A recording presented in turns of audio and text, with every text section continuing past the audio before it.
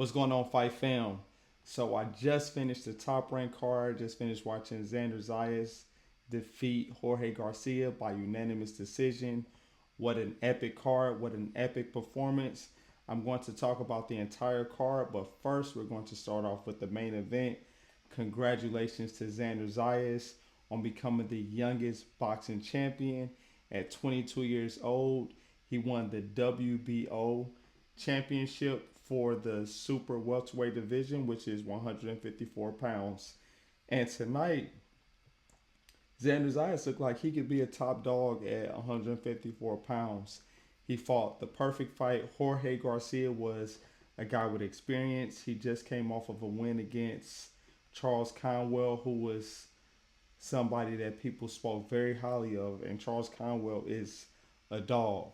But Xander Zayas made it look easy. His footwork, his punching power, his timing, his defense, everything was on point tonight. And he looked like this at 22 years old.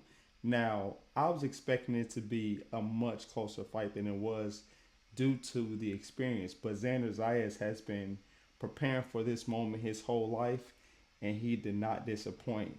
Now, starting off, Xander Zayas, when he came out to the ring, he was already sweating.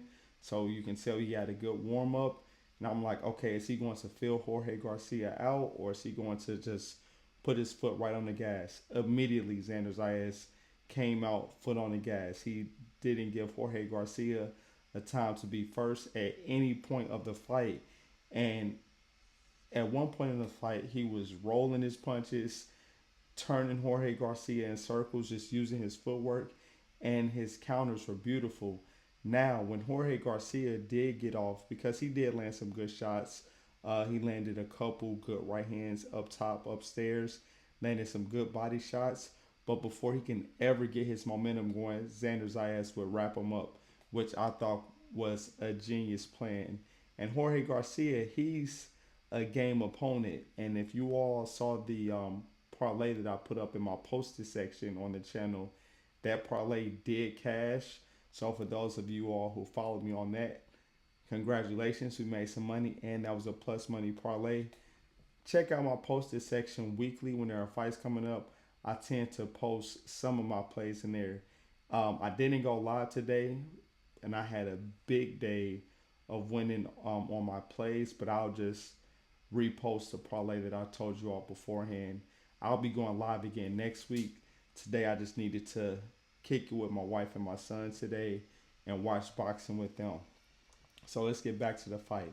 I mean, Xander Zayas, everything was on point. He legit fought the perfect fight. Now he's calling for Sebastian Fundora next, potentially, which I would love to see that matchup. But any matchups at 154 with the top guys, I want to see at this point. It's time to get these guys to fight. I'm hoping Turkey Al-Sheikh can get these guys together and maybe have a tournament for this division. But for me personally, I would want to see him fight Sebastian Fundora next, because I know it was either earlier this year or it may have been last year.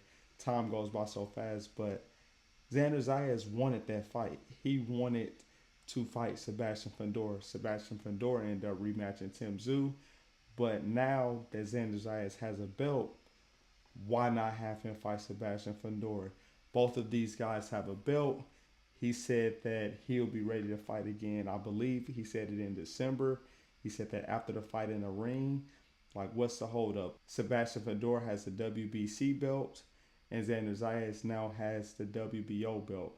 And I think that would be an excellent scrap. And the fact that Xander Zayas has the IQ that he has at 22 is a frightening sight for the division, because he's only going to get better. He's already completely confident. And the scorecards, he won unanimously, but one of the scorecards was 119-109. One was 116-112.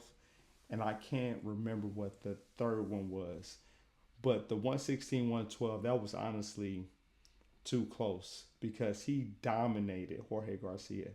And again, Jorge Garcia is a game opponent. He's been in there with some great guys. He just beat Charles Conwell easily. So it's time for these guys to fight now. And Xander Zayas, he's not looking for tune-ups. He's looking to be great. So there's plenty of smoke at 154 pounds. So even if he doesn't fight Sebastian Fundora next, Bakramar Tayev is the IBF champion, and he's been calling for a fight. Let those guys get it on. Let's get these champions to fight, and if possible, let's do a tournament with these divisions because they're getting stacks. We can do tournaments and have all of these guys fight one another. Now, let's talk about the card as a whole. Now, I understand this was Top Rank's last event on ESPN, which is kind of sad in a sense because, that's something that we became accustomed to seeing the boxing matches on ESPN. But I believe Bob Arum said they're going to go into streaming next, but I don't think the details have come out on where Top Rank will be streaming, but it won't be on ESPN anymore as far as I know. All right, so I watched the entire main card. So first up, we had Steven Navarro versus Christopher Rios, which Steven Navarro was an A-side guy. The odds were massive for that fight. Came into the fight, huge favorite, and people were expecting him to stop Christopher Rios. Christopher Rios ended up being a very game opponent, was throwing amazing body shots. Now, Steven Navarro did get cut, but that was from a headbutt because you had an orthodox versus a southpaw fighter, and two aggressive guys like that, it's easy for a head clash to occur. So Steven Navarro, he looked decent in there, but he definitely had some things to work on as far as his defense, as far as his footwork, because as he steps up in competition, there are going to be guys that are going to be gunning for him, especially because, this is an A-side fighter. He has an undefeated record. So guys are going to be looking to try to get him on their resume. And the fight was close. I do think Steven Navarro did edge it out, but it was close. It was very, very close considering how wide the margins were of the odds. Then we also had Rohan Polanco versus Quinton Randall. Now, Quinton Randall had, I think, like an 8-inch reach advantage over Rohan Polanco, which was evident in his jab. He didn't really start landing the right hand till later in the fight. And this was another one where people were expecting Rohan Polanco to knock out Quinton Randall. This fight also went to the decision. I did have Rohan Polanco winning, but he was showboating during the fight and doing more talking than fighting. I didn't understand that this was at 147 pounds. And I know people are high on him, but at 147 pounds, he has a lot of things he needs to work on because the right hand was catching him with ease when Quinton Randall threw it. The jab was catching him, and he spent more time talking than anything for like the first 7 rounds of the fight. Then later in the fight, he kind of buckled down and started throwing. But like, I don't understand the point of talking if you're already in the ring fighting. Just fight. Let your hands do the talking. And I'm not doing these in order. I'm just on Tapology now, based on the event order that they have. But I did see all the fights. Then we had Jan Santana versus Aaron Alameda. This was one-sided fight. Jan Santana, he's a big guy for 126. But at 126, you got some dogs there. One of those dogs at 126 fought New York City. So Jan Santana, he was playing with his food. He beat Almeida like easily, but he was playing with his food. He's again like doing stuff at the end of the round, like staring at him like, why are you playing with your food? You need to get him out of there. And I appreciate the commentary during this fight from Tim Bradley because, he was saying like, get this guy out of here. Like if you really want to make a statement, okay, it's you shut him out, great. But you're a huge favorite. You're supposed to knock this guy out. So you're coming up, you're rising up in the ranks. You need to get a guy like Aaron Alameda out of here. Not saying that's an easy feat, but I feel like Jan Santana could have done more. Now Aaron Alameda has been in there with some very game opponents, and he's never been dropped.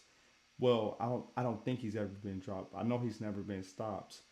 So that may have been like a little tougher, but Jan Santana, he was again, doing more showboating than anything.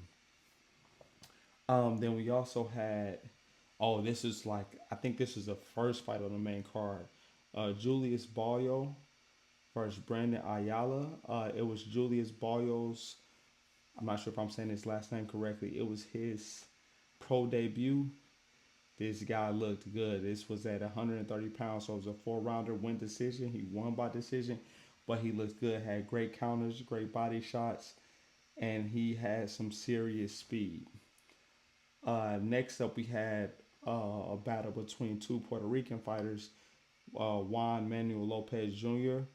versus Gonzalez-Sanchez. I can't remember his first name, but that fight was a second round stoppage. I think that was a premature stoppage, to be honest with you, by the ref. I mean, Juan Manuel Lopez Jr. did drop him 2 times in the first round, and in the second round he caught him, but they got tied up and Gonzalez Sanchez slipped. But then the ref was like, "That's it."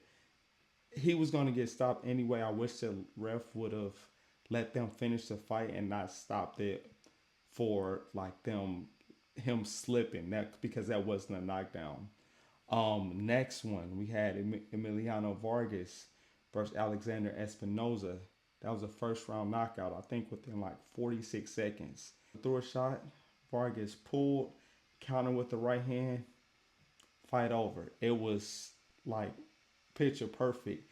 And I love how, he gets on a mic, he talks afterwards, always gives deference to his dad, which I'm sure means a lot to his dad because I'm sure his dad has invested a lot of time in him and his brother. So I'll be interested to see what's next for Emiliano Vargas. But this young man might be a superstar in the making. I mean, he already has a big fan base. You have people that love him, you have people that hate him, but they mainly hate him because of his dad, and they gonna hate regardless. So, hey, as long as you winning, as long as you knocking people out, he's 15-0 now. I can't remember how many knockouts, but it's 15-0 now. So yeah, it's time for him to step up as well at that 140-pound division, and then some smoke there, some smoke at 140. So he should, in a couple fights, he should get his chance to fight for a world title. Next, we had New York City, Bruce Carrington versus Matthias Heita, and New York City looked amazing. Another guy, 126, needs to get a big fight. And I like how after the fight he called out Rafael Espinoza, and Rafael Espinoza was there. He's with Top Rank. That's a fight that can be made. That is a fight that needs to be made. He called out Stephen Fulton. Who else? Nick Ball. And I think there was one other person. One other person. I can't remember. Does Angelo Leo hold a belt at 126? I can't remember. I have to check. But the main person he called out was Rafael Espinoza because he was there. That's the fight I want to see next because Rafael Espinoza is a dog. He's big. He has an endless gas tank. And I think that would be a very fan-friendly fight. New York City, Bruce Carrington, his defense looked good. Counters look good. Speed looks good. He seemed extremely focused in there. And I like how Top Rank is matching him up. He's not getting easy fights, and that's only going to make him better in the long run. But it's also showing where Bruce Carrington is made of. And I think Bruce Carrington versus Stephen Fulton is also a banger. I think that's an amazing fight.